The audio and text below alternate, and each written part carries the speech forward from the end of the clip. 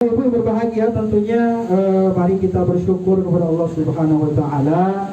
Ya, tanpa izin Allah, tanpa berkah dan rahmat dari Allah, tentunya kita tidak akan bisa hadir ya di rumah Om Epu ini. Mudah-mudahan ya pertemuan kita ini adalah pertemuan yang barokah. Ya, diberikan kesehatan, ya panjang umur, dimudahkan rezeki dan dilancarkan semua aktivitas kita. Insya Allah kita yakin dan percaya kata Nabi, barang siapa yang berusaha berjalan menuju suatu majlis ilmu, sahalallahu tariqan bihi ila jannah, maka Allah akan berikan jalan kemudahan untuk masuk ke dalam syurganya Allah. Masya Allah, amin ya rabbal alamin. Jadi salah satu hikmahnya kita gabung join di Teruci ini adalah karena bisa kita bersama-sama ngaji bersama keluarga. Ya, ada om dan tantenya dan sekaligus anak-anaknya. Alhamdulillah saya juga bersama istri. Tadi alhamdulillah istri saya ngaji ya. Alhamdulillah saya minta kepada beliau, bisa nggak ya? Bisa nggak ngaji terus? Tadinya kan 3 ayat tuh, tapi karena ini 1 ayat aja lah, karena melihat kondisi dan situasi juga kan, takut keburu hujan nanti kan gitu ya. Nah, nggak apa-apa ngaji, yang penting ada suatu awal yang baik lah gitu. Tadi diawali juga dengan Al-Furqan, baca suratul Fatihah, kemudian surah An-Nisa ya ayat 19. Mudah-mudahan itu bisa membawa keberkahan buat kita semuanya. Bapak Ibu saudara-saudara, mari kita bersolawat juga buat junjungan kita Nabi Muhammad sallallahu alaihi wasallam.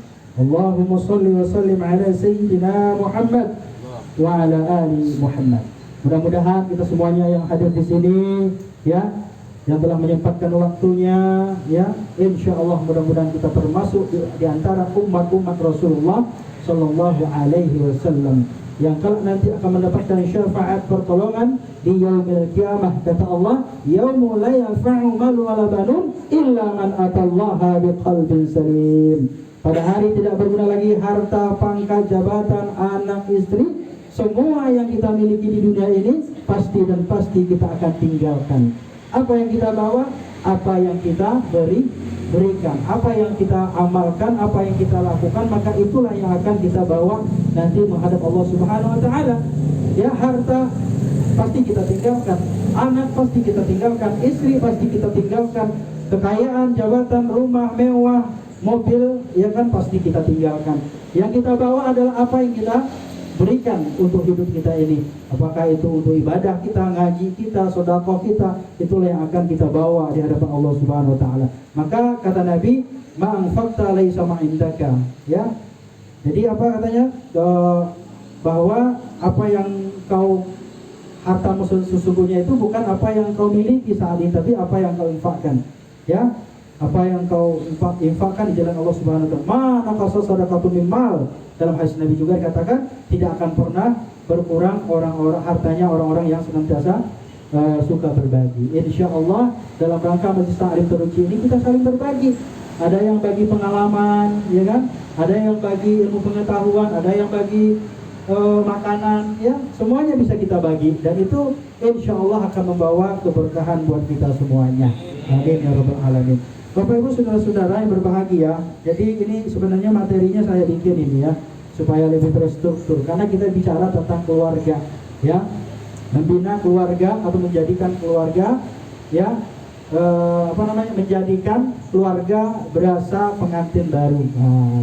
Luar biasa. Tadi subuh juga saya ngaji ya di Masjid At-Taqwa Universitas Muhammad Jakarta, itu juga menyampaikan hal yang sama ya. Bagaimana kita sebagai seorang muslim itu membina keluarga kita itu sehingga kita merasakan bahwa keluarga itu terasa indah, terasa harmonis dan terasa menyenangkan, ya, membahagiakan. Karena salah satu tujuan berkeluarga itu adalah untuk menenteramkan, menyenangkan, membahagiakan. Ya, kalau kita nggak bahagia, nggak tentram jiwa kita, pikiran kalut terus, ya berarti kita gagal dalam membina keluarga. Maka pentinglah oleh karena itu ya kita membahas itu bagaimana kita ya menjadikan keluarga kita ini sebagai apa? Menjadikan sebagai keluarga yang berasa pengantin baru. Nah, bagi yang udah pengantin ya alhamdulillah syukur, bagi yang belum sabarin aja dulu ya. Ya, belum nambah maksudnya Om Didi. Alhamdulillah barokahnya kita di Turki ini ya. Jadi dapat camping dapat, touring dapat, olahraga dapat, semuanya dapat. Ngaji juga dapat gitu ya. Amin ya rabbal alamin. Baik Bapak Ibu yang berbahagia, tentunya pernikahan ini Bapak Ibu itu adalah perintah Allah. Jadi bukan hanya sunnah Nabi tapi perintah Tuhan itu. Ada dalam surah An-Nur ayat 32 ya, dinyatakan itu wa ankihul ayyama ya. Kemudian minkum wassalihin. Kemudian apa kata Allah dalam Al-Qur'an itu? Ya. Dan kawinilah orang-orang yang sendirian di antara kamu. Ini adalah salah satu perintah. Berarti seorang yang laki yang jomblo itu ya, hendaklah mereka itu menikahi seorang wanita yang jomblo juga. Ya, mengawini atau menikahi gitu ya. Menikahi seorang yang jomblo. Jadi laki ini jomblo kemudian menikahi perempuan yang jomblo. Ya, artinya ya seseorang yang ingin hidupnya bahagia, ya hidupnya tentram, tenang, maka hendaklah dia itu menikahi wanita. Makanya jangan laki-laki nikahin laki-laki. Karena ada tuh baru beritanya di medsos itu ya, di daerah mana gitu ada undang-undang yang melegalkan nikah sejenis ya kan gitu ya. Nah ini naudzubillah. Maka ini sebenarnya dalam Al-Quran ini menyalahi ya kodratnya manusia gitu, menyalahi sunatullah. Karena ya pada dasarnya manusia itu, laki itu cenderungnya kepada perempuan, ya cenderungnya sukanya kepada perempuan. Dan demikian pula seorang wanita juga kecenderungannya adalah kepada laki-laki. Kalau ada wanita suka sama wanita, laki suka sama laki-laki, maka ini sudah dipertanyakan ini kelaki-lakiannya ini. Nah itu ya ngaco tuh kata Om ya. Maka hati-hati. Oleh karena itu penting kita ingat ya bahwa kita ini diperintahkan untuk nikah. Dalam Al-Quran juga dikatakan ya, dalam hadis juga dikatakan ya, Rasulullah SAW ya bersabda, ya ma'syarasy syabab, ya wahai para pemuda. Nah ini. Jadi Bapak, meskipun Bapak juga kalau merasa jiwa muda ya juga boleh ini dipanggil ini. Ya apa kata Nabi?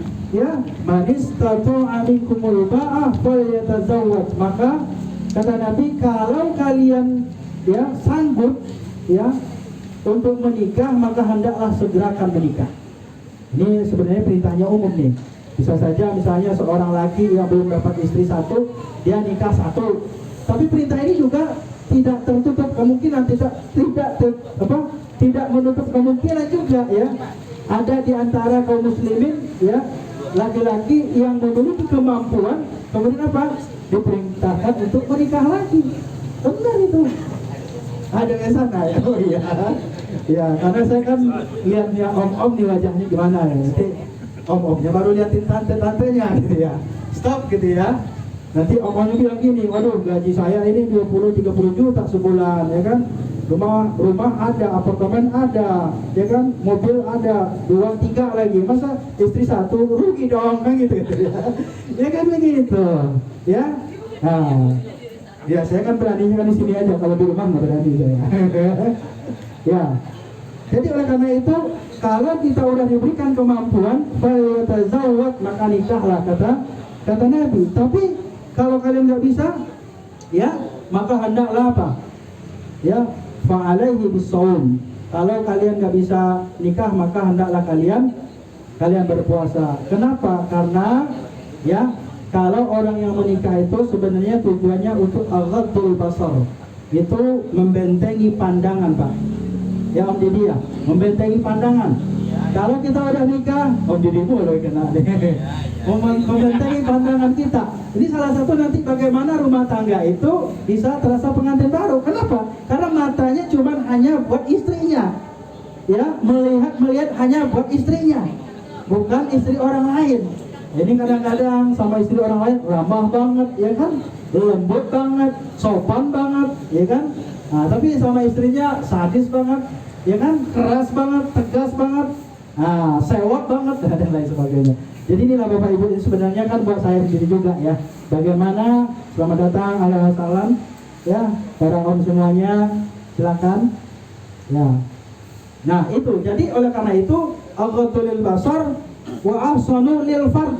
Ya, apa itu? Yang kedua, ternyata tujuan nikah itu Bapak Ibu om dan tante, pertama biar omnya itu matanya nggak jelalatan lagi, itu yang pertama ternyata. Ya, benar ya. Kalau udah ada yang halal di rumah, ngapain lagi liatin kemana-mana gitu ya.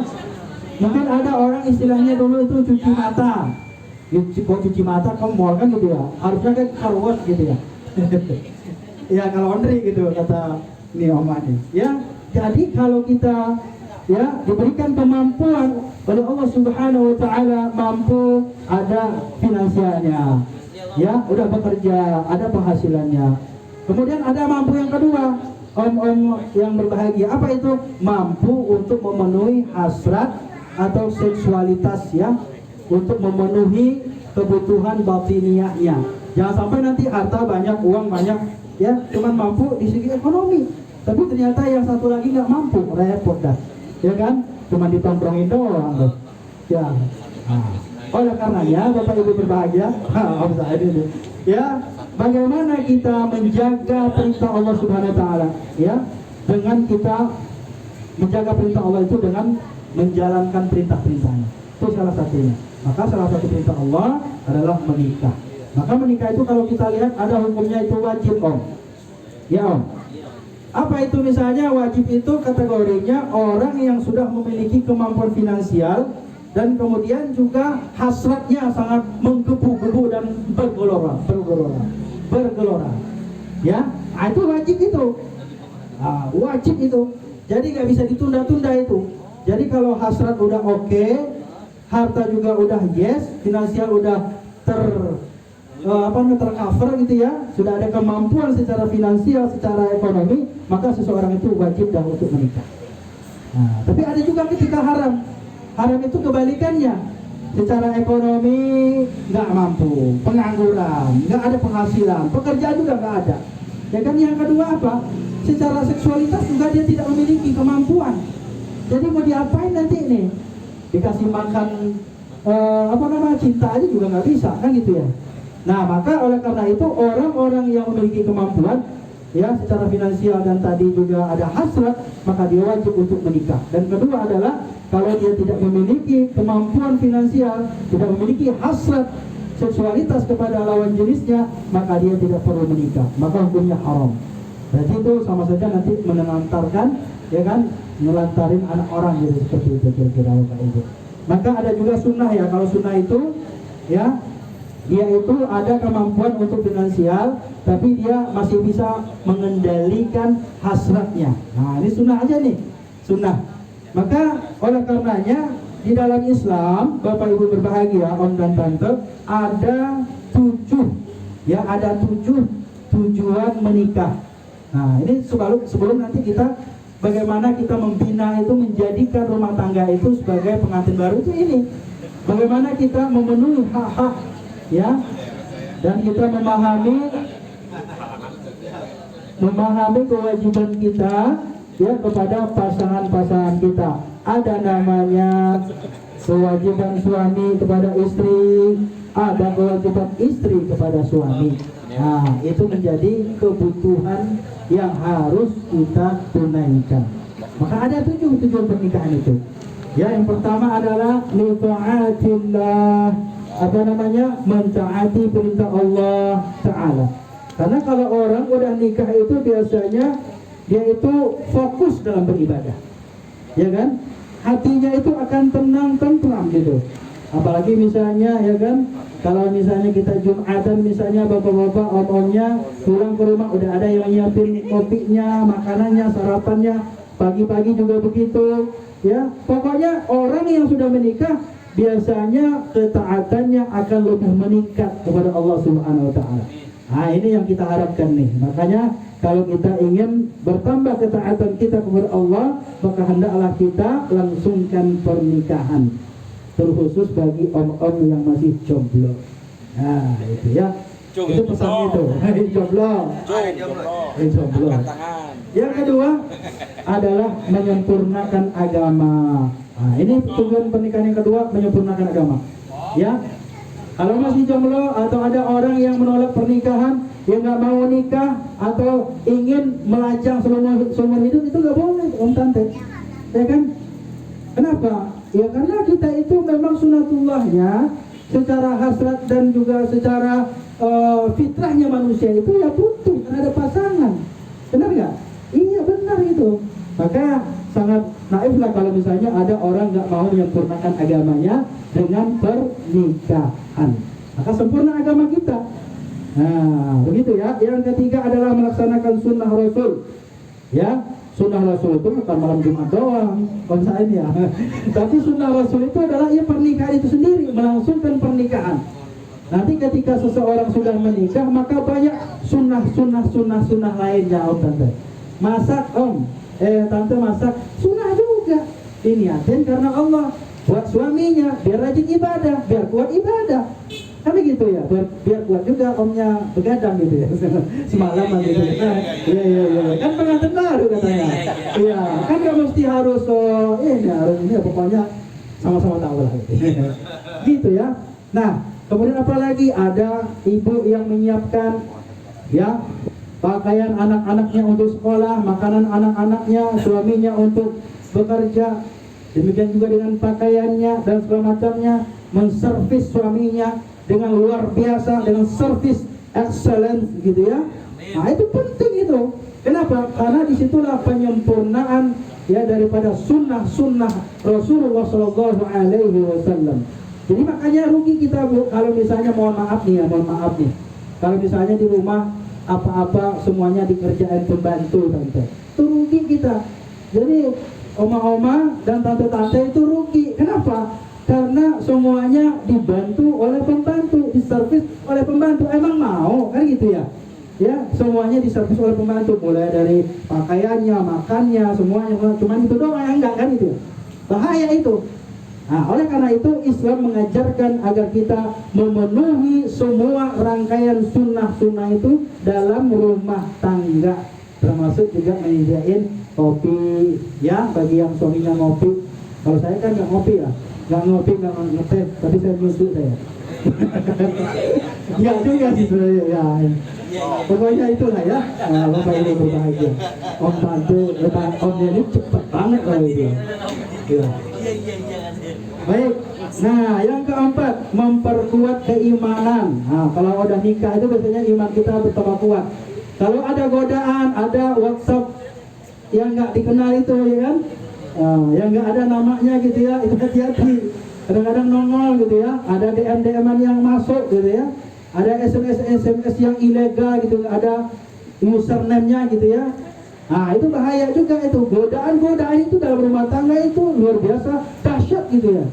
Nah maka oleh karena itu orang-orang yang menikah segera gitu ya, dia akan jadi memperoleh kekuatan iman, ya, memperoleh kekuatan iman sehingga dia tidak akan mudah terpengaruh dan tergoda dengan bujukan-bujukan yang lainnya. Kenapa? Dia sudah punya yang halal, nah, ya kan? Sudah punya yang halal.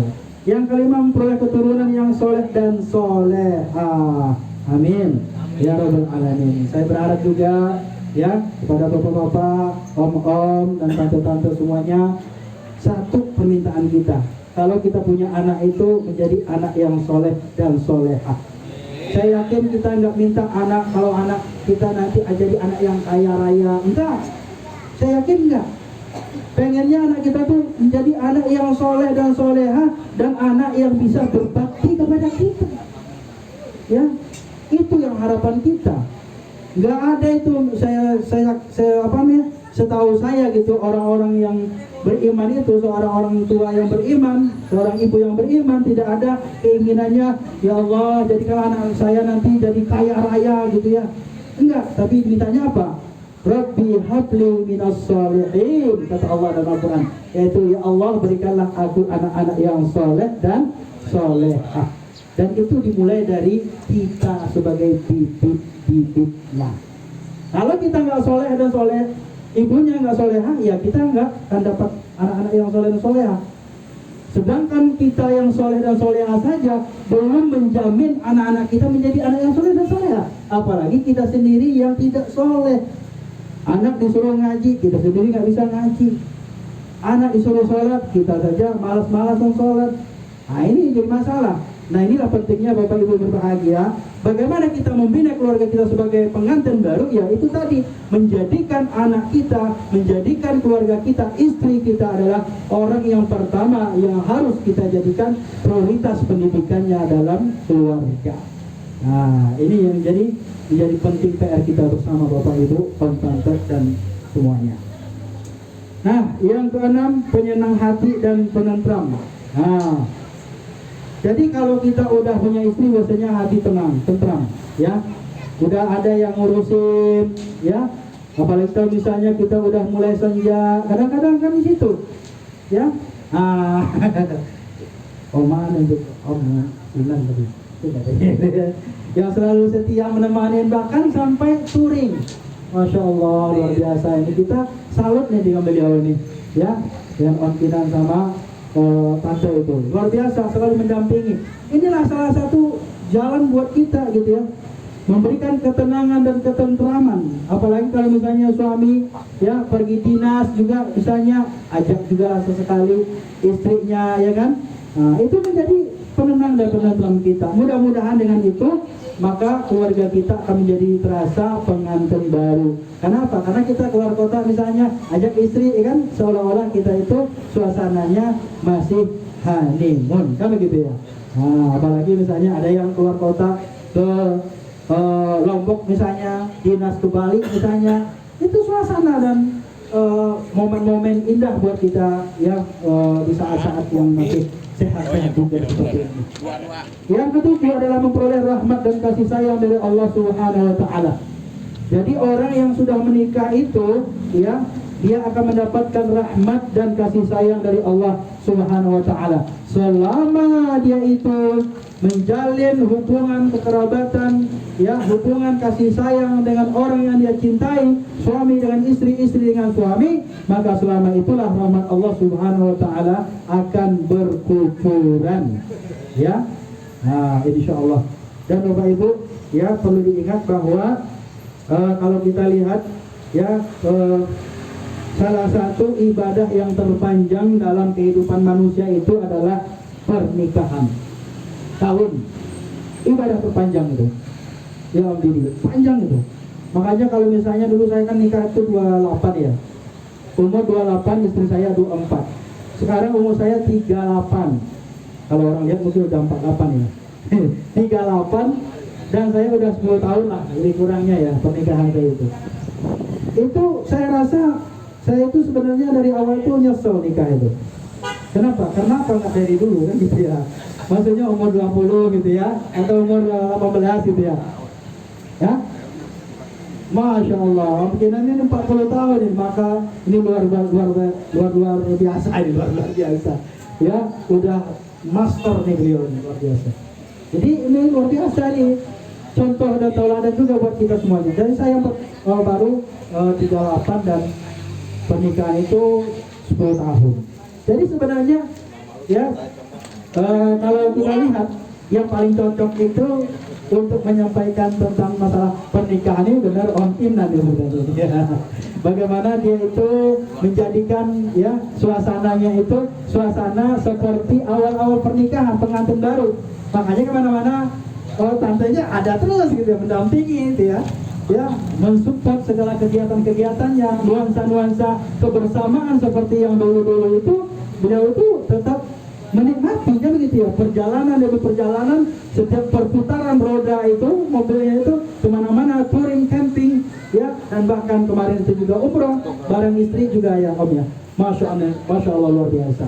Inilah yang salah satu saya rasa contoh yang konkret yang bisa kita jadikan contoh juga ya. Di samping kita juga berproses, mungkin barangkali ada yang sudah 15 tahun ya, ada yang 20 tahun, ada yang mungkin 30 tahun. Mudah-mudahan Allah Subhanahu wa taala selalu melanggengkan pernikahan kita. Amin ya rabbal alamin. Bapak Ibu, bagaimana? Ya. Masih lama ya? Masih. Ya, pokoknya sambil makan lah Om. Kalau udah habis nanti saya berhenti lah. Ya, tapi kalau belum habis berarti kan masih lama durasi ini itu. Ya, baik Om. Jadi oleh karena itu ya, di dalam Islam itu kita ada yang namanya kategori mencari jodoh. Tapi sebenarnya ini nggak terlalu penting saya sampaikan, terutama kita yang sudah punya jodohnya, ya kan, yang sudah ada pendamping hidupnya. Om-om yang sudah punya tante juga itu nggak ada masalah, ya sebenarnya. Tapi ya perlu juga disampaikan agar yang tadi, bagaimana kita menjadi selalu pengantin baru tadi. Apa? Yang pertama adalah tunkihul mar'ah li arba'in. Kata Nabi, nikahilah perempuan itu karena 4 perkara. Alasannya paling tidak ada 4. Tapi pada intinya nanti ada titiknya adalah satu saja. Ya, satu tempat, satu poin yang paling penting yang perlu kita catat dalam kehidupan kita.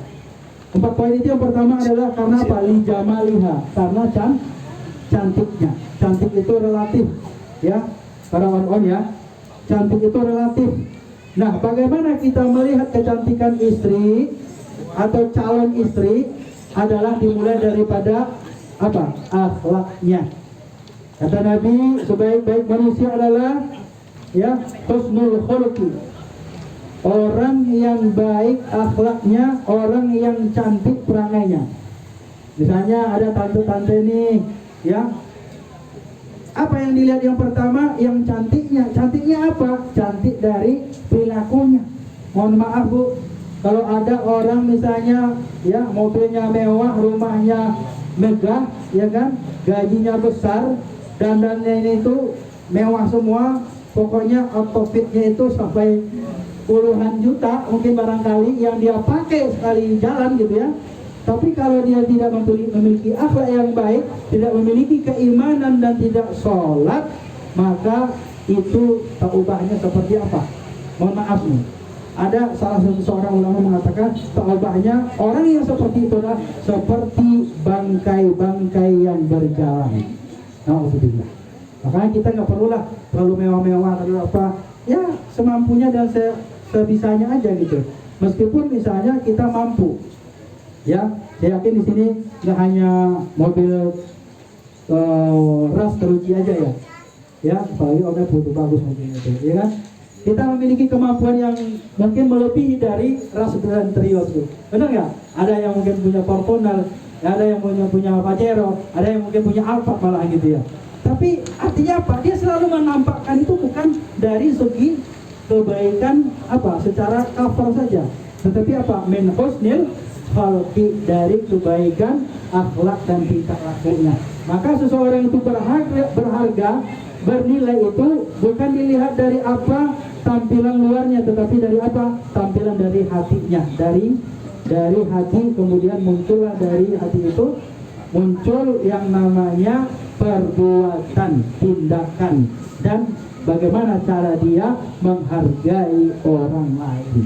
Nah, inilah Bapak Ibu, om dan tante yang berbahagia. Kemudian li jamaliha, kemudian apalagi wali nasabiha, karena keturunannya. Maka menikah itu karena keturunannya. Oh, Pak Ustaz, om saya keturunan saya biasa-biasa aja. Ya, mertua saya itu bukan siapa-siapa, ya kan? Bukan anak presiden juga, bukan anak pejabat juga, bukan anak sultan juga.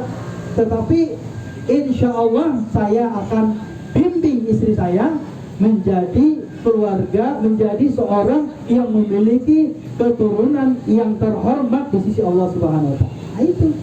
Jadi ini sebenarnya bagaimana kita menjadikan istri atau menjadikan suami, kan suami istri pun saling take and give lah ya. Kan suami istri, ya kan, rumah tangga itu udah gak bisa disatuin itu. Rumah tangga, sebenarnya kan ada rumah dan tangga, suami dan istri, tapi karena saking dekatnya dan nggak bisa dipisahkan itu menjadi suami istri rumah tangga. Jadi itu luar biasa Bapak Ibu. Lina sabiha, keturunannya, kita yang mengangkat derajat kita. Oh, saya misalnya karena keterbatasan orang tua saya dulu, saya nggak bisa sekolah, saya nggak bisa kuliah, saya ngaji juga susah. Anak kita yang kita kader, anak kita yang kita didik sehingga menjadi anak-anak yang mampu memiliki pendidikan yang tinggi, ya, mampu membaca Al-Quran dan bahkan menghafal Al-Quran. Nggak mampu juga anak kita, mungkin cucu kita. Masya Allah, ini luar biasa ini. Om Kinan ini sering share foto bareng cucunya nih, luar biasa ini. Ya, keharmonisan, kekerabatan, kedekatannya bersama cucunya. Mungkin anak udah besar, tapi sekarang ada cucu yang mungkin bisa kita orbitkan menjadi anak-anak yang soleh dan solehah. Jadi sehingga keturunannya menjadi keturunan yang terhormat. Mungkin mertua kita, orang tua kita, ya mungkin biasa-biasa aja, tapi pas di kitanya menjadi orang-orang yang dihormati, orang-orang yang mendapatkan kehormatan ya di sisi Allah dan di sisi manusia. Bapak Ibu, yang ketiga, ya, apalagi yang ketiga? Yang ketiga itu walimaliha, karena hartanya. Nah, ini lagi-lagi nih, karena harta. Harta maksudnya sendiri apa? Ya memang karena ada kemampuan secara finansial. Tapi mungkin waktu nikah dulu kan saya biasa aja, Ustaz. Pas waktu saya nikah aja itu saya kere, modalnya cuma modal dengkul doang gitu kan. Ya, saya ngontrak ngekos di rumah yang kecil, kerja saya serabutan misalnya gitu ya.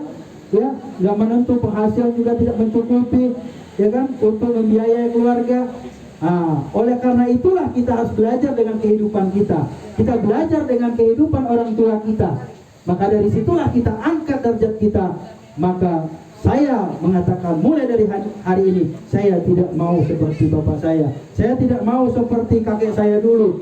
Ya, mereka itu susah kehidupannya. Saat ini saya akan menjadi orang yang kaya, ya, kaya hartanya, supaya saya bisa beramal dan bersedekah. Nah, gitu ya. Masya Allah. Jadi kaya itu kita harus cita-citakan untuk kaya. Ya, kalau nggak kaya ya susah. Orang yang beriman, orang yang taat kepada Allah itu kalau kaya dia itu semakin taat kepada Allah. Semakin banyak hartanya maka dia semakin meningkat sedekahnya. Gimana mau sedekah kalau nggak punya harta, kan begitu ya. Makanya orang Islam itu harus kaya supaya dihormati, dihargai. Jangan sampai kita kalah dengan orang-orang di luar Islam. Kan begitu ya. Maka lima liha ini penting kita perhatikan. Ya. Dan yang terakhir kata Nabi, walidiniha, agama, apalagi ini. Tapi kata Nabi, ya fasfar bizatid din taribat yadak, kata Nabi. Ingat, yang paling penting dari segala itu, harta, kekayaan, kecantikan, yang paling utama ternyata adalah bukan itu. Oma-oma dan tante-tante, ternyata adalah apa? Agamanya. Kalau udah agama, orang yang nggak cantik jadi cantik. Kalau karena agama, orang yang biasa-biasa aja kelihatan terhormat. Karena agama yang kita lihat.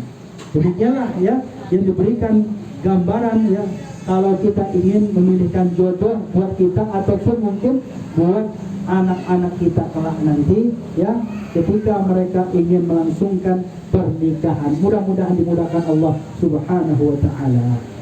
Kewajiban suami istri bagaimana? Ya, seorang suami itu memiliki yang namanya kewajiban. Tunaikan kewajiban, maka Anda akan mendapatkan haknya. Gak mungkin kita bisa mendapatkan hak kalau kita tidak menunaikan kewajiban.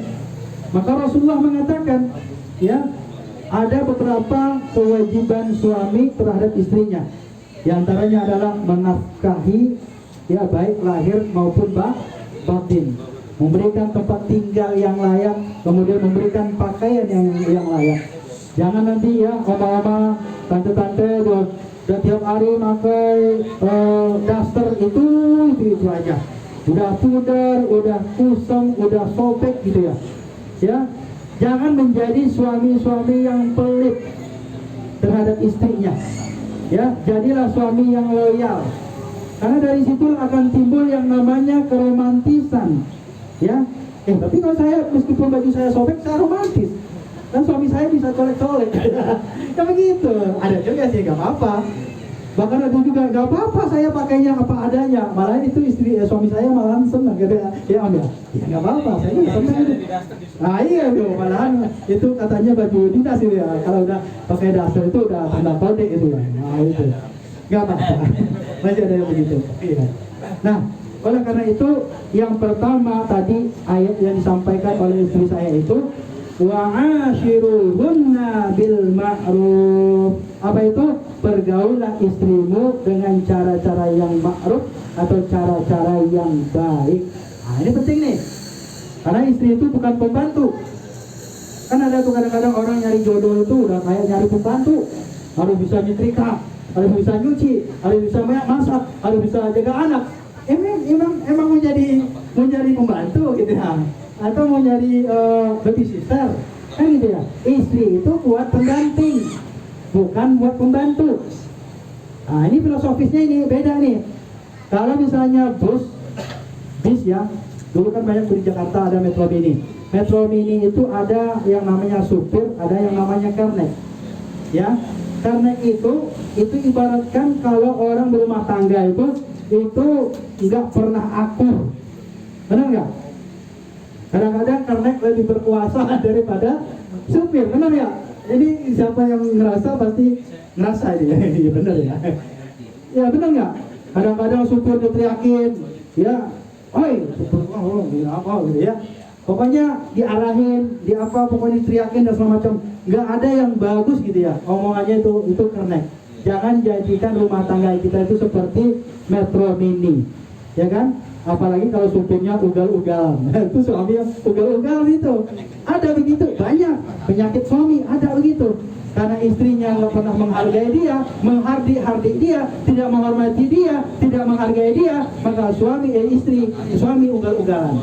Makanya kalau kernetnya itu bagus, biasanya suaminya juga bagus. Tapi saya lebih mengidentikan ibaratkan suami itu seperti supir pembalap rally Dakar. Nah, coba bayangkan Bapak Ibu, mungkin Bapak-bapak yang suka rally, coba ada yang bisa kasih seperti apa gambarannya? Navigator. Pertama benar. Apalagi? Hah?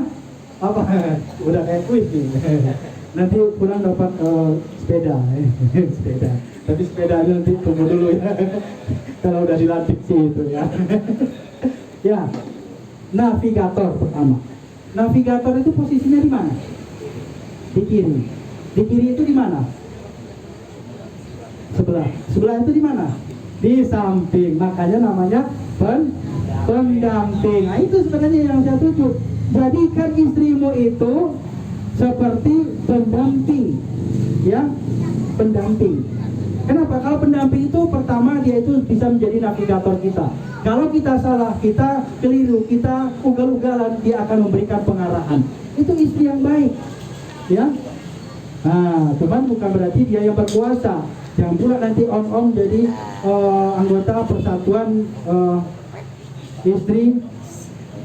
Persatuan suami takut istri, ya, PSKI, PSTI, bukan PSI ya, Persatuan Istri, ya, istri, ya, ya, suami-suami yang takut istri atau persatuan suami yang takut istri, ya, karena dia takut makanya istri yang berkuasa, istri yang mengarahkan, ya, istri yang memimpin, ingat. Oh ada juga, insya Allah. Tapi insya Allah, tapi saya mau dukung ya sama omnya. Sebenarnya kita itu bukan takut sama istri, tetapi karena kita sayang, ya om ya. Karena kita sayang dan karena kita menghormati dan menghargai. Itu sebenarnya, ya om ya, ya tante ya. Iya, kalau ada om manggut-manggut, iya, aku yang salah gitu ya. Itu karena dia sayang sama tante-tante, itu sayang dia, nggak mau dia berdebat, ya. Karena kalau dia berdebat pasti kalah gitu ya. Makanya nggak penting kalau kita mendebat, ya. Makanya sesalah-salahnya istri lebih salah suami. Sebenar-benarnya suami ya tetap salah gitu ya. Itu kaedahnya itu, udah rumusnya begitu. Ya kan Ustaz juga punya begitu ya. Jadi saya pernah lihat video itu om di papan tulis, ini suami, ya kan, bawahnya salah, minta maaf. Ini istri, bawahnya muter dulu, ya kan. Marah dulu, cemberut dulu, apa dulu. Ujung-ujungnya nggak minta maaf, suami juga minta maaf kan gitu ya. Sayangnya nggak ada papan tulis nih, kalau nggak saya tulis juga. Jadi udah muter-muter kemana-mana, ujung-ujungnya suami juga yang harus minta maaf. Benar itu. Berarti kita sefrekuensi gitu ya. Ya, begitu ya. Itu semua ya. Jadi itulah sebenarnya namanya fitrah wanita itu. Ya, jadi mau nggak mau memang harus laki-laki yang mengalah. Kalau memang ingin seperti pengantin baru tadi ya. Kalau nggak pasti itu, coba diperhatiin. mulai sehari, 2 hari, 3 hari. Kalau kita nggak minta maaf, nggak kita yang harus memulai lembutin dia, pasti akan begitu terus. Nggak bakalan ini, ya. Semuanya nganggur-nganggur. Ya, oke ya. Curhatnya udah sampai situ aja dulu. Ya. Baik Bapak Ibu, saudara-saudara, Om Tante berbahagia. Maka Allah katakan, pergaulah istrimu dengan baik, gitu ya. Nah, wa'ashiruhunna bil ma'ruf, dan ingatlah, kalau kamu misalnya lagi nggak suka sama dia, kamu jangan bentak-bentak dia, jangan marahi dia, apalagi sampai memukul wajahnya. Wajahnya aja nggak boleh, apalagi yang lain, anggota yang lain. Itu Allah yang katakan dalam Al-Quran dan hadis Nabi Rasulullah SAW. Kenapa? Kamu bisa saja hari ini nggak suka, ya kan? Bisa saja hari ini kamu nggak senang sama dia, tapi besok kamu malah jadi rindu sama dia. Gitu ya? Iya benar itu. Maka oleh karena itu jangan kita ya terbawa yang namanya emosi, emosi, ya. Apalagi dibarengi dengan ego, ya, egoisme gitu ya. Itu berbahaya.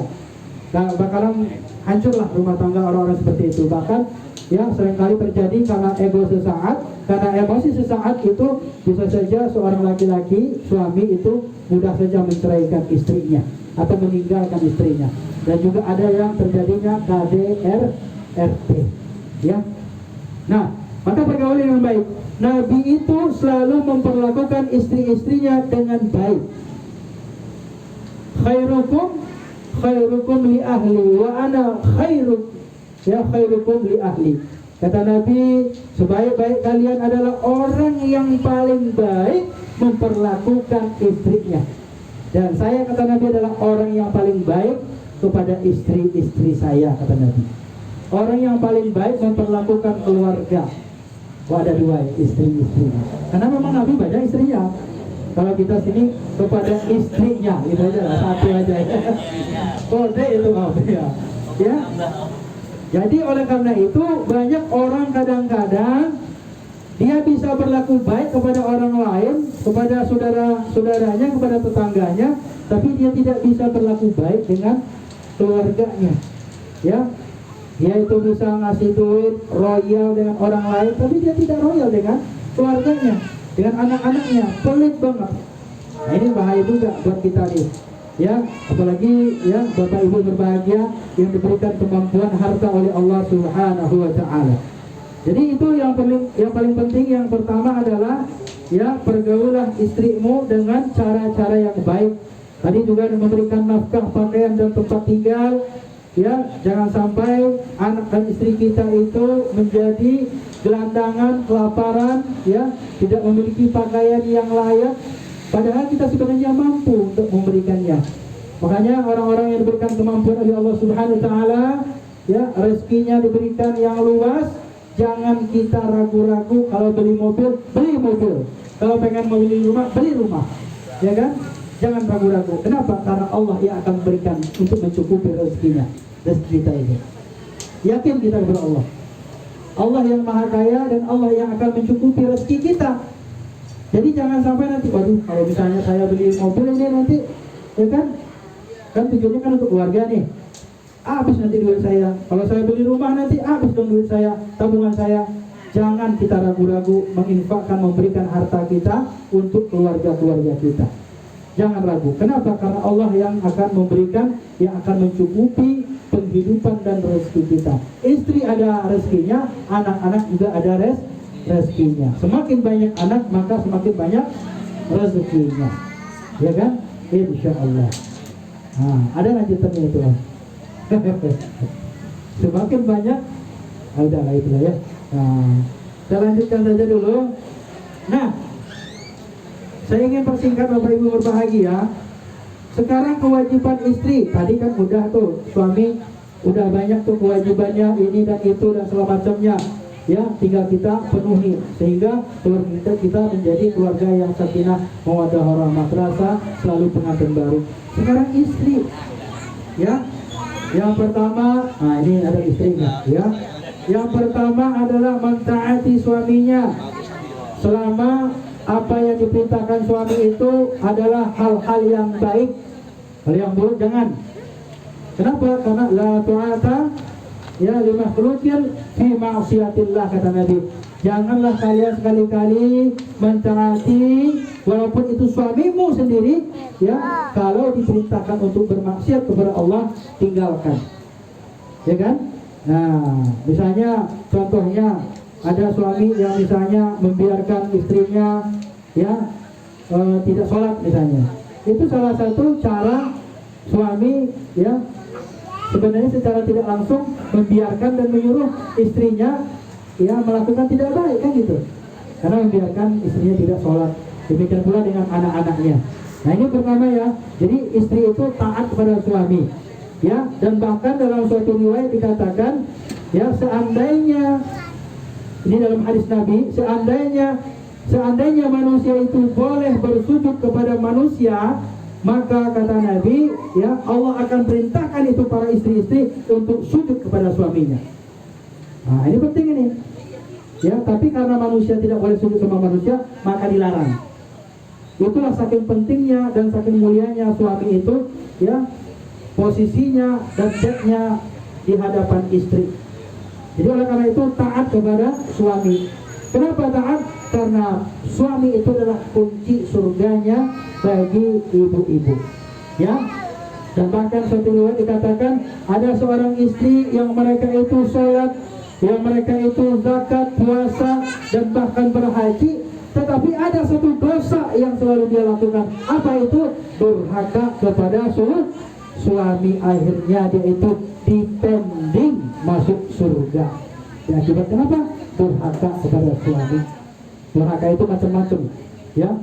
Gak mau ikuti perintahnya, gak taat dengan ketentuannya, ya, kemudian juga berkata kasar, gitu ya, tidak menghargainya, tidak bersyukur dengan pembeliannya, dan lain sebagainya. Banyak, ya, mungkin dalam suatu kesempatan yang pendek ini tidak bisa kita sampaikan. Tapi intinya adalah kunci surganya seorang istri terletak kepada ridho suaminya.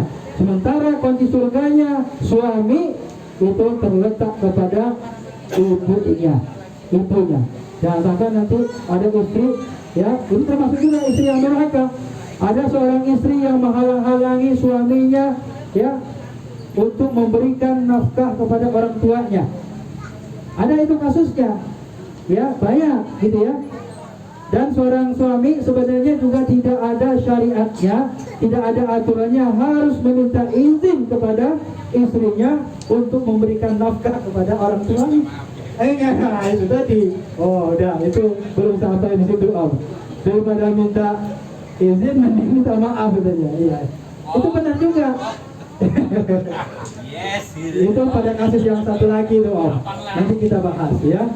Nah, maka oleh karena itu sangat berdosa besarlah seorang istri yang menghalang-halangi seorang suami ketika ia ingin berbuat baik, berbakti kepada ibunya atau kepada orang tuanya. Demikian pula dengan istri, ya. Istri akan mendapatkan surganya dari Allah Subhanahu wa taala ketika dia mentaati semua perintah-perintah suaminya selama perintah itu dalam perkara-perkara yang ma'ruf atau yang baik. Jadi dijamin itu masuk surga itu. Ya, jadi masuk surga istri itu mudah saja. Dia sholat, dia puasa, ya, kemudian apalagi dia taat kepada suaminya, maka dipastikan kata Nabi seorang istri, seorang ibu tersebut akan masuk kepada surga Allah Subhanahu wa taala bighairi hisab, itu tanpa dihisab. Nah, yang kedua, berdiam di rumah tanpa berdiam di rumah dan tidak keluar tanpa izin. Tapi biasanya suami yang baik, yang pengertian, pasti memberikan izin tentunya, ya kan? Sudah menjadi adat dan kebiasaan. Tapi ada juga, pokoknya mama, kalau papa di luar, mama tidak boleh menerima tamu, walaupun itu mungkin saudara mama. Biasanya nih, ini udah kayak film Indosiar ini ya. Dan mama tidak bisa keluar walaupun itu ke masjid misalnya, gitu ya, kalau papa tidak di rumah misalnya. Ya memang benar, kalau suami misalnya mau memerintahkan istri harus berdiam di rumah, maka dia harus di rumah, wajib di rumah. Karena ini adalah salah satu, ya, yang menyebabkan seorang istri masuk ke dalam surga. Ada ceritanya Bapak Ibu, itu adalah namanya Ummu Muti'ah. Dan bahkan dalam hadis dikatakan Ummu Muti'ah ini kan di zaman Rasulullah. Itu sampai-sampai Siti Fatimah, anak dari Rasulullah itu menjadi iri terhadap Ummu Muti'ah ini. Kenapa? Karena disebutkan oleh Rasulullah bahwa ada satu wanita, dia bukan seorang seorang sahabiah, bukan juga putri Nabi, bukan juga putri sahabat, tetapi dia dijamin masuk surga oleh Allah Subhanahu wa taala. Kenapa demikian? Ternyata satu kuncinya, yaitu adalah dia itu sangat-sangat taat kepada suaminya, dan dia tidak pernah keluar rumah tanpa seizin suaminya. Ini pentingnya enggak ya? Itu perlu dibikin undang-undangnya di rumah, ditempel, dilaminatin gitu ya, aturan dalam berumah tangga gitu ya. Tante ya, mau cerita Ummu Muti'ahnya nih? Mau ya? Nah, ini cerita seorang wanita di zaman Rasulullah.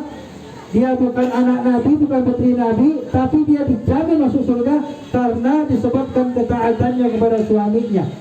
Pada suatu ketika suaminya pergi jihad, kemudian dia tinggal di rumah dan belum punya anak. Kemudian apa yang terjadi? Karena saking penasarannya, Fatimah, istri dari Sayyidina Ali, anak dari Rasulullah SAW ini, datanglah ke rumah Ummu Muti'ah ini. Datang ke rumah Ummu Muti'ah, assalamualaikum, Ummu Muti'ah. Waalaikumsalam. Siapa itu? Saya Fatimah binti Rasulullah. Saya Fatimah anak Rasulullah. Kemudian beserta siapa engkau datang? Beserta Hasan. Kemudian apa yang terjadi Bapak Ibu? Beserta Hasan waktu itu masih kecil, istilahnya bantar-bantar PAUD atau TK gitu. Kemudian apa kata Ummu Muti'ah? Mohon maaf ya Fatimah, mohon maaf, saya tidak bisa menerima engkau pada hari ini. Kenapa kata Fatimah? Saya kan anak Rasulullah, mohon maaf, kenapa? Karena kamu membawa seorang laki-laki. Ini luar biasa, ini hikmahnya nanti nih. Tapi kata Siti Fatimah, kan ini adalah Hasan. Hasan ini kan masih kecil. Kata Ummu Muti'ah, tetap tidak bisa, karena pesan suami saya, ini dia pegang nih, pokoknya tidak boleh menerima laki-laki. Titik di situ kan. Berarti kan pikirannya laki-laki itu mau orang kecil kah, mau orang gede kah, mau laki-laki orang gila kah, yang penting laki-laki, dia tidak boleh menerima tamu. Akhirnya apa? Oh begitu ya Ummu Muti'ah, kalau gitu udah saya pulang lagi. Besoknya datang lagi tuh Fatimah binti Rasulullah, tok assalamualaikum. Beda ceritanya nih ya. Datang lagi, kemudian barulah masuk. Bersama siapa engkau wahai?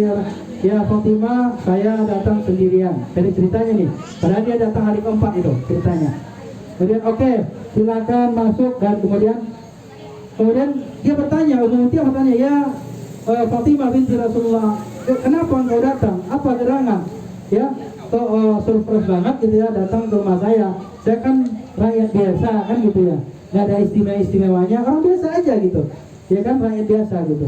Kemudian kata Fatimah binti Rasulullah, ya Ummu Muti'ah, sesungguhnya ayahku Rasulullah SAW mengatakan bahwasanya ada seorang wanita yang dijamin masuk surga yang bernama Ummu Muti'ah, yaitu adalah engkau wahai Ummu Muti'ah. Masya Allah. Kaget, Ummu Muti'ah aja nggak tahu dia itu dijamin masuk surga. Maka oleh karena itulah saya penasaran, masa saya seorang putri Rasulullah gitu meskipun dia sebenarnya dijamin masuk surga, tapi wajar saja kalau misalnya dia putri Rasulullah dan dijamin masuk surga. Tapi ini orang biasa gitu. Makanya Fatimah ini datang ke Ummu Muti'ah ini ingin belajar. Kemudian kata Ummu Muti'ah ini, emang kamu ingin belajar apa? Saya kan biasa-biasa aja. Saban hari saya cuman nyiapin pakaian suami saya, kalau dia pulang saya siapin handuk, saya siapin pakaiannya, kemudian saya jamu dia makan, saya masakin masakan yang dia suka, yang dia senangin, gitu ya. Kalau mungkin umat zaman now, saya siapin mungkin kopinya gitu ya. Istilahnya seperti itu aja. Hal-hal yang biasa saja yang saya lakukan wahai Fatimah. Gak ada yang istimewa, biasa aja gitu. Nah, cuman ada satu hal yang saya pegang teguh itu. Apa itu? Itu tadi seperti yang kemarin. Kenapa engkau 1 hari, 2 hari, 3 hari saya tolak untuk berkunjung ke rumahku? Karena engkau ya membawa laki-laki. Laki-laki. Ini penting nih Bapak Ibu. Mohon maaf nih ceritanya nih ya, saya pendekin saja. Ya, saya pendekin saja. Setelah beberapa waktu di rumah Ummu Muti'ah itu, maka Siti Fatimah ini sampai kaget gitu ya, Masya Allah gitu ya, dengan amalan yang biasa-biasa aja, yang sebenarnya juga sama dilakukan oleh Fatimah terhadap Sayyidina Ali suaminya gitu ya, tapi dengan penuh keikhlasan ya, dengan penuh penjiwaan, dengan penuh kasih sayang menghargai dan menghormati suaminya, akhirnya dia itulah dicatat sebagai ahli surga tadi. Makanya ini penting Bapak Ibu berbahagia, terutama ibu-ibu, tante-tante semuanya, pentingnya bagi kita jangan sampai kita sebagai ya ibu-ibu atau tante-tante ya, ketika suami bekerja dan ini semacamnya, kita nggak izin atau nggak menginformasikan, dan bahkan saudara pun misalnya datang, tetap kita harus informasikan bahwa ada saudara kita ya, laki-laki atau perempuan pun disampaikan ya, berkunjung silaturahim ke rumah kita, apalagi orang yang tidak ada hubungan darah sedikit pun. Ini penting ini, karena itu yang menyebabkan masuk surganya Ummu Muti'ah.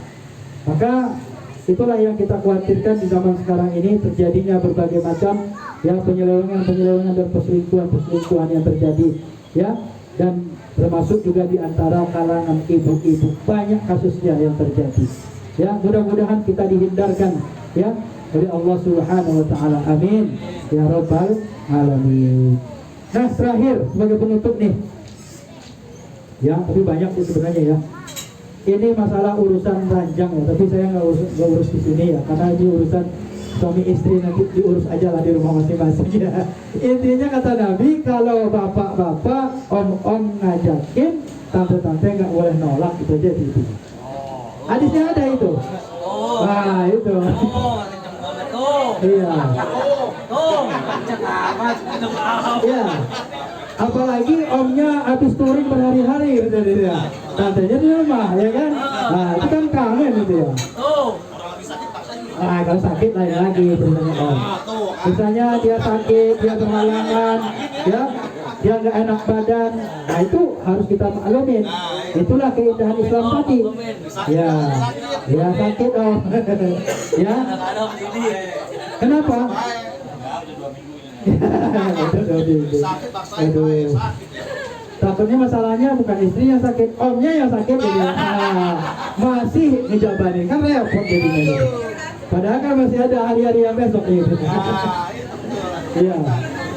Ini penting kita bicarakan om. Kenapa? Karena banyak rumah tangga itu bubar gara-gara urusan ini. Itu artis-artis yang viral, saya nggak sebutin namanya. Urusannya kan gara-gara jarang dipelai katanya. Kan gitu ya. Kan itu. Makanya oleh karena itu penting kita lestarikan supaya nuansa pengantin baru itu tetap terjaga. Ya, itu penting. Ya. Nah, ini hadisnya nggak saya sampaikan karena banyak sekali. Ya, tapi intinya adalah bahwa seorang suami harus memberikan hak istri, dan demikian pula dengan istri harus memberikan hak suami. Jadi salah satu di antara keduanya itu atau dua-duanya itu harus memenuhi hak masing-masing, kewajiban masing-masing, sehingga disitulah datang rasa suasana dan pengantin barunya. Ya, nggak apa-apa Om Didi sering-sering juga nggak apa-apa, mumpung masih muda ya kan. Oke. Ya masa ya kan, masih cakep, masih kuat, masih strong, masih fit. Jarang, rugi dong, begitu ya. Begitu ya. Nah, untuk menambah keharmonisan rumah tangga kita, kata Nabi, jangan lupa ya, ini saya rangkum ya. Hendaklah dalam Islam itu, kita ini sebagai suami harus memberikan istri itu 7M. 7M apa? Bukan 7 miliar. Om Tante ya. Ini ramuan ya, kiat dan tips yang diberikan oleh Rasulullah juga buat kita. Hendaklah memberikan istri 7M. Nah, 7M ini. Jangan salah paham ya, 7M itu nanti tante juga nuntut di rumah. Katanya Pak Adi itu, Om Adi katanya harus beri 7M. Ada 7M. M yang pertama, ini sebagai penutup nih, karena udah jam 11. Ya, M yang pertama yaitu adalah memperkuat hubungan. Nah, ini pentingnya. Nah, sama yang tadi itu, kalau misalnya urusan seksualitas, urusan ranjang tidak selesai, bagaimana cara memperkuat hubungan? Kan gitu ya. Makanya perlu kita itu, makanya kita Om Didi ya, kita harus olahraga, lari pagi, ya, nah, push up, renang dan lain sebagainya.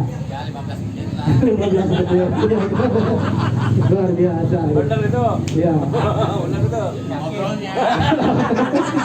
Jadi ngobrol ya 15 menit ya Allah.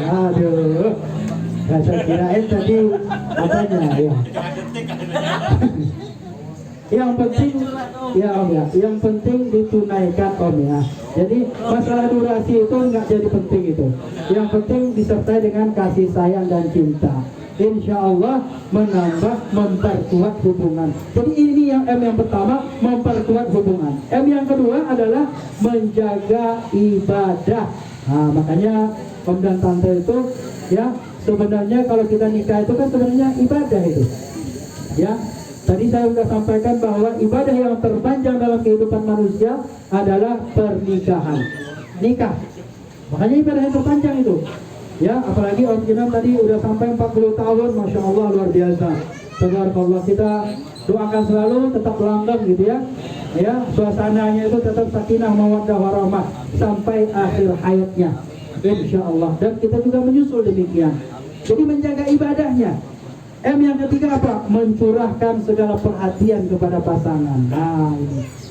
Mencurahkan segala perhatian. Ya. M yang keempat apa? Memahami segala kekurangan pasangan. Nah, ini menjadi masalah ini. Ketika mungkin ada yang pacaran ketika dulu atau sebelum nikah atau waktu ta'aruf, ya dia nggak tahu karakter suaminya, dia nggak tahu sifat istrinya. Ketika udah nikah, semua karakter itu yang jelek-jelek itu kelihatan, ya kan? Ah, itu yang masalah, karena kita selalu melihat yang jelek-jeleknya. Padahal selama ini sudah ada yang banyak kebaikan-kebaikan yang dilakukan oleh suaminya. Tapi karena satu kejelekan, ya, sehingga seolah-olah itu luput seluruh kebaikan-kebaikan yang dia lakukan selama ini. Inilah kadang-kadang Bapak Ibu berbahagia setiapnya menjadi seorang suami, ya, suka dilupain segala kebaikan-kebaikannya. Bahkan ada juga seorang istri yang suka, ya, itu mana lagi? Ini yang ketawain siapa, gitu ya? Ya, kayak pesan tadi itu orderan gitu ya. Ya, ngopi dulu. Paham. Kan saya bicara tentang Islamnya ini, ya itu ya. Kenapa? Saya jadi grogi jadinya ya. Kenapa Islam itu mengajarkan kepada kita ketika kita ta'aruf atau melamar itu, kita tanya dulu seluk-beluknya. Jangan sampai nanti kita ibaratkan beli kucing dalam karung, ya kan? Kita tanyakan keluarganya bagaimana, kalau perlu tanyakan tetangganya, tanyain teman-temannya juga. Nah ini, tapi kalau yang udah punya suami istri sekarang ya gak usah tanya-tanya lagi, ya kan? Sudah punya gitu ya, tinggal kita nikmatin. Ya, kita bersyukur dengan kelebihan pasangan kita dan kita bersabar dengan segala kekurangannya. Itulah tadi suasana pengantin baru itu tetap terjaga. Jadi supaya pengantin baru terasa itu ya anggap sajalah ya semua masalah-masalah rumah tangga itu, kekurangan-kekurangan pasangan kita itu jadikan sebagai semacam bumbu-bumbu yang ada di rumah tangga kita. Ya kan, nggak mungkin kan sendok sama garpu sama piring nggak mungkin beradu, nggak mungkin nggak beradu, semuanya pasti beradu. Setiap keluarga pasti punya masalah, nggak ada keluarga yang harmonis selalu, nggak ada itu, semuanya masalah. Bahkan juga kalau kita bicara masalah, ya ternyata juga Rasulullah pernah juga kan, kisahnya kan, saya nggak ceritain lah gitu. Tapi Rasul sendiri pun pernah ada cekcok ya, dalam tanda kutip gitu ya. Ini sebagai contoh juga bagi kita. Demikian juga Umar gitu kan. Ya sahabatnya gitu ya, yang begitu bugis kelihatannya, yang pemberani gitu ya, yang gentleman, ya yang perkasa, ternyata ada juga masalah ya dalam rumah tangganya gitu ya dengan istrinya. Dan inilah problema-problema ini, masalah-masalah ini tidak mungkin ya terlepas dari kita yang namanya hidup dalam berumah tangga. Ya, pasti ada aja masalahnya. Ya, mungkin ada suami, ini ada satu kasus saya lihat kemarin itu, ya, suami beli motor, istrinya pengen warna merah, suami beli warna hitam ya. Nah itu kan masalah itu. Sebenarnya kan hal-hal yang nggak perlu dimasalahin, ya kan? Sebenarnya kalau suaminya kreatif, sebenarnya pergi aja ke tukang outlet gitu ya, outlet semua itu kan. Tinggal ini kan istri juga nggak ngerti banget tentang mobil, motor kan gitu ya. Yang penting warnanya merah kan gitu. Kan jadi masalah. Ya, ada lagi mungkin masalah apa? Hal yang sepele mungkin, tapi menjadi masalah besar dalam keluarga kita. Masalah apa misalnya? Masalah password HP misalnya gitu ya. Iya, benar ya? Iya, masalah. Misalnya ada omong yang suka nuker password HP-nya. Sebenarnya nuker password HP-nya itu ya karena HP-nya suka dipakai anaknya. Kalau ditukar kan jadi nggak bisa dipakai itu misalnya. Ya kan? Apalagi misalnya masalah makanan, ya kan? Ya, masalah apa lagi? Masalah semua. Kalau kita lihat ya negatifnya dalam rumah tangga itu nanti akan timbul masalah-masalah terus. Tapi lihatlah sisi positifnya. Misalnya ini seorang istri udah mendampingi kita seperti Om Kinan tadi, udah 40 tahun loh. Ya kan? Tante Kinan mendampingi misalnya gitu ya. Ada yang 10 tahun, 20 tahun, 30 tahun, Masya Allah. Kita lihat positifnya. Karena dia positif, lihat ada 3 orang anak-anaknya. Kan begitu ya? Itu kan awalnya karena positif itu Bapak. Benar ya? Ya positif. Nah, apalagi misalnya yang dulu mungkin ketika kita baru nikah, kita nggak punya pekerjaan, mungkin karyawan kontrak, ya kan, rumah kontrak. Tapi setelah nikah, bisa beli rumah, beli mobil, ya kan? Karyawan sudah nggak kontrak lagi, penghasilan udah cukup, penampilan udah oke, badan pun udah nggak kurus lagi, kan itu ya? Karena ada oma yang ngurusin, karena ada tante yang ngurusin kita.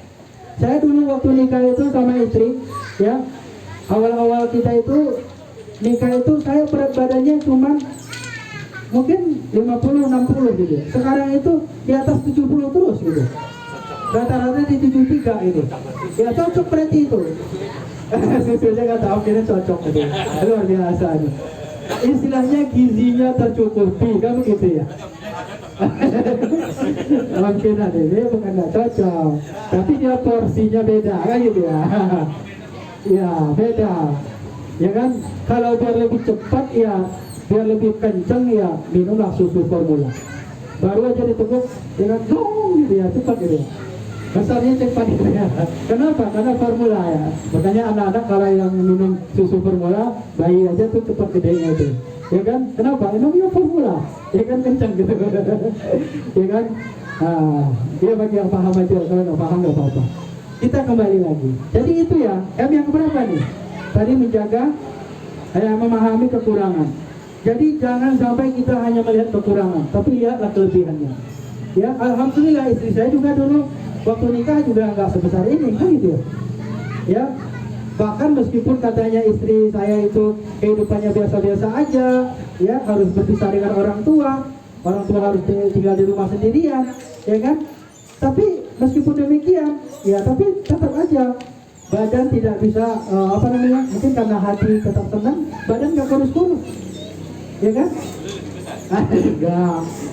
Ya alhamdulillah, pokoknya intinya ya kalau kita nikah penuh dengan keikhlasan, niat yang tulus, yang membina rumah tangga, dan kita selalu berpikir positif terhadap suami kita, insya Allah ya kita akan mendapatkan kebahagiaan, insya Allah. Jadi dalam tanda petik ya masalah itu pasti selalu ada. Kadang-kadang juga nggak kita cari, masalah itu selalu ada. Apakah itu masalah dari pekerjaan kita, apakah masalah dari teman-teman klub kita, atau mungkin masalah urusan anak kan gitu ya. Banyak sekali masalah-masalah yang mungkin akan muncul. Tapi itu semua bagi orang-orang yang beriman tidak akan jadi masalah ketika dia mengembalikan semuanya itu kepada Allah Subhanahu wa Ta'ala. Makanya cintai dia karena Allah. Kan ada lagunya tuh, cintai aku karena Allah, sayangi aku karena Allah, bukan apa? Lanjutnya? Ya, itu ya. Jadi bukan harta, bukan kemewahan, bukan pangkat, bukan jabatan yang membuat kita itu cinta. Tapi karena apa? Karena Allah Subhanahu wa Ta'ala. Baik. Kemudian M yang kelima, memahami tugas masing-masing. Nah, jangan kebalik. Yang om-om bekerja, yang tante-tante juga ya mengurus rumah tangga. Itu memang udah sunatullahnya dan fitrah kita. Jangan kebalik. Ya, bapak-bapak jadi baby boy di rumah gitu ya. Istrinya jadi wanita karir. Bukan berarti salah wanita itu bekerja, boleh juga. Ya, asal dia tidak melalaikan kewajibannya ya kepada rumah tangganya, kepada suami dan anak-anaknya, boleh saja gitu. Nah, jadi oleh karena itu memahami tugas masing-masing. Yang keenam, meminta maaf jika salah. Nah, ini Om tadi ceritanya Om ya. Jadi katanya ini masalah urusan poligami itu kan, kalau salah itu. Katanya kalau poligami itu memang sunnah, perintah Allah, itu dianjurkan, tapi banyak istri yang tidak bisa menerima. Ya kan, ada juga sih istri ya, saya nggak apa-apa, silakan poligami gitu ya, tapi jangan suami saya kan gitu, ada juga begitu ya tante ya. Saya itu namanya nggak setuju kan gitu ya, dia setuju tapi asal jangan suaminya kan gitu. Nah, jadi kata sebagian laki-laki, daripada minta izin, mendingan minta maaf katanya gitu ya, karena udah ketahuan. Itu sebenarnya tidak direkomendasikan Om ya. Nah, saya juga nggak merekomendasikan ya. Buat apa kita menyelamatkan janda kalau istri kita harus menjanda kayak gitu ya. Karena banyak orang kalau udah nikah lagi itu masalah rumah tangga yang pertama gitu, dan itu sering terjadi gitu.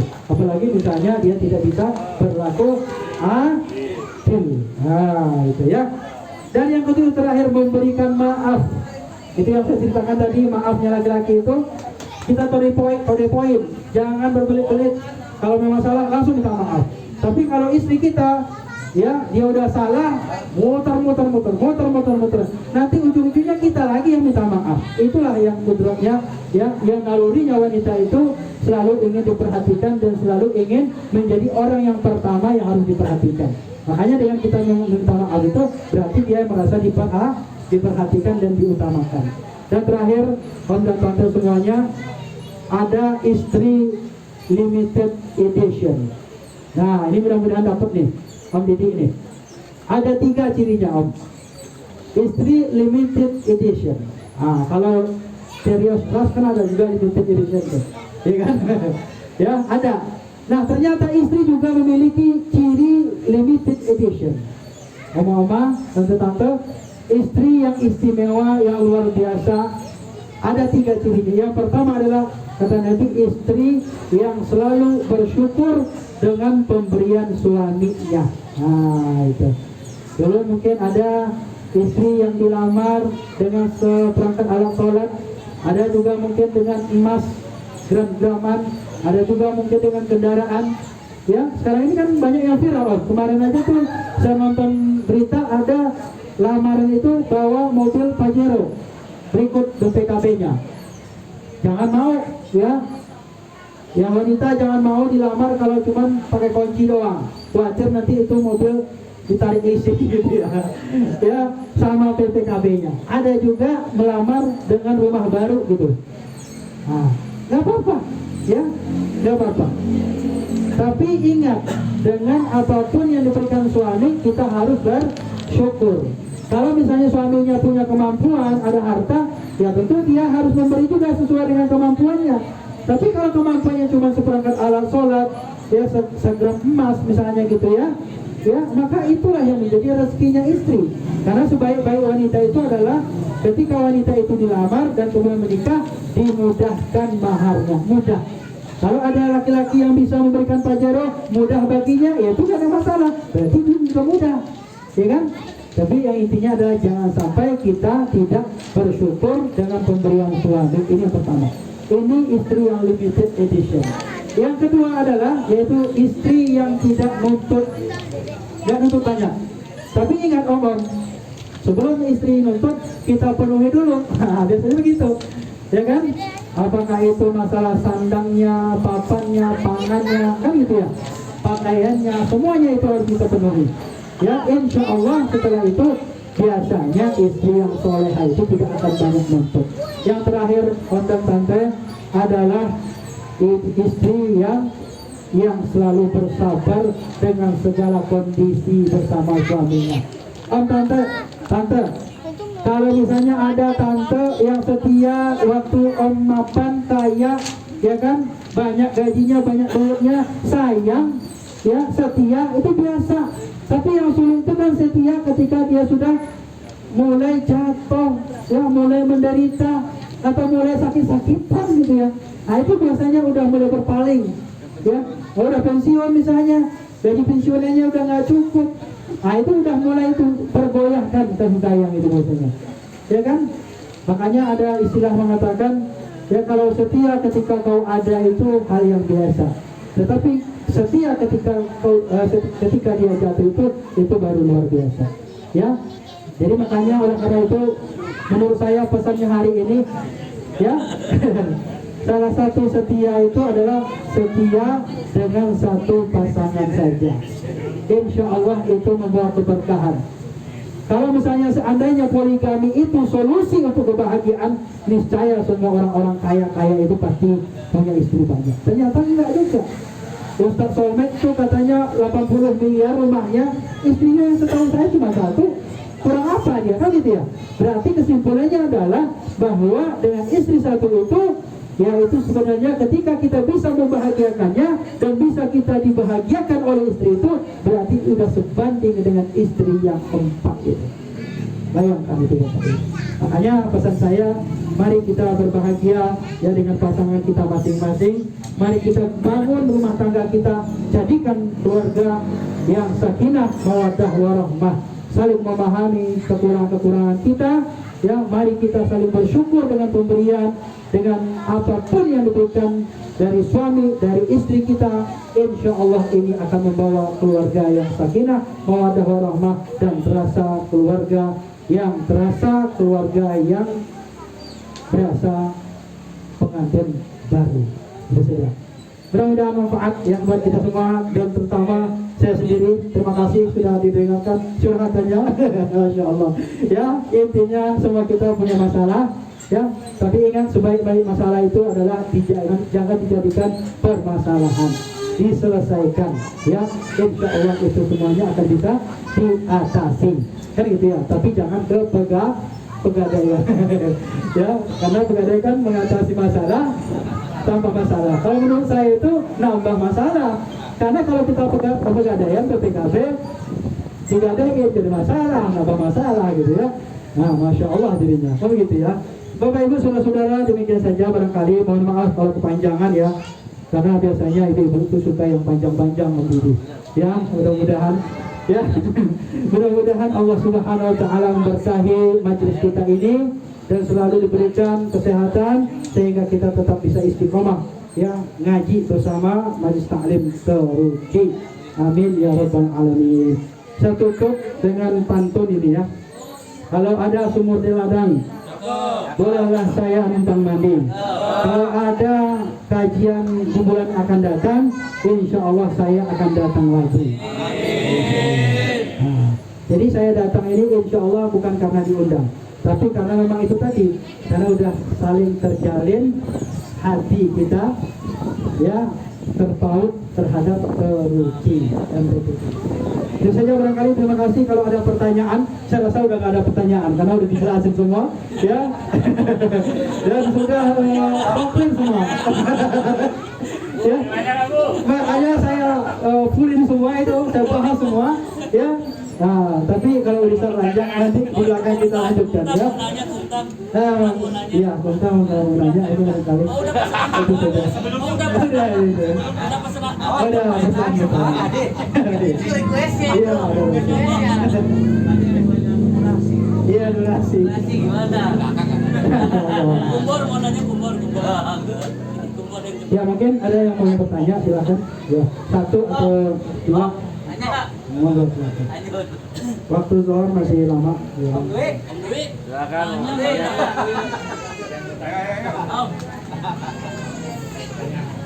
Yo, jangan ngebatin terus ya.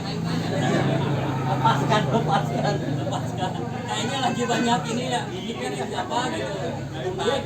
Lepasin aja. Aturannya kemana? Tapi jangan jauh-jauh makanya. Mana punya aku?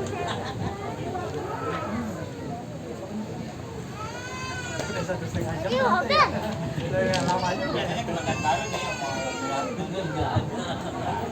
Baik, Om Tante, kalau tidak ada pertanyaan, saya akhiri saja. Atau mungkin sambil makan-makan nanti silakan, monggo saja. Atau kalau malu nanya ya di dapur saja. Ya, terima kasih. Mohon maaf kalau ada yang salah-salah dan juga tidak pada tempatnya atau mungkin karena bahasa saya yang kurang pas pada tempatnya. Mohon maaf dan mohon izin sebesar-besarnya kepada seluruh om dan tante ya. Mudah-mudahan tidak mengurangi rasa hormat dan semangat kita bersama. Terima kasih atas perhatian. Mohon maaf sekali lagi. Mudah-mudahan insya Allah kita diberikan umur yang panjang. Kita tunggu yang dalam jangka dekat ini ada RBT ya. RBT Ramadan bersama Turki. Biasanya kita itu ada santunan rumah yatim, santunan anak yatim ya ke rumah yatim. Ada juga takjil gratis gitu ya. Ada juga biasanya ya masih lama tapi harus disiapin om. Biasanya ada touring pendek gitu ya. Nanti biasanya ke rumah-rumah yatim dan lain sebagainya. Terima kasih, itu saja yang dapat saya sampaikan pada hari ini. Saya tutup dengan baca hamdalah. Alhamdulillahirabbil alamin. Nasrul minallahi wa fathun qarib wa basyiril mu'minin. Wassalamualaikum warahmatullahi wabarakatuh.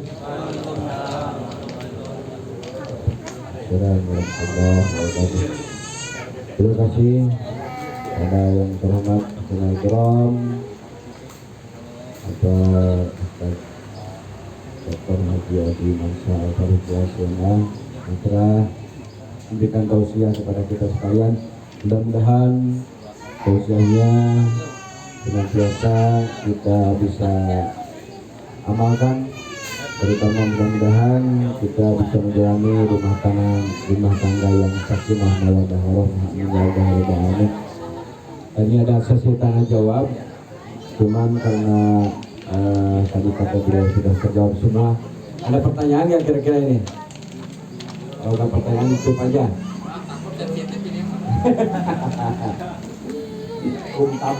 Kuntang nyerahin. Ini saja barangkali dari saya, mohon maaf atas segala kekurangan dan kesilapan. Ditutup dengan doa, Rabbana atina fid dunya hasanah wa fil akhirati hasanah wa qina adzabannar. Wassalamualaikum warahmatullahi wabarakatuh.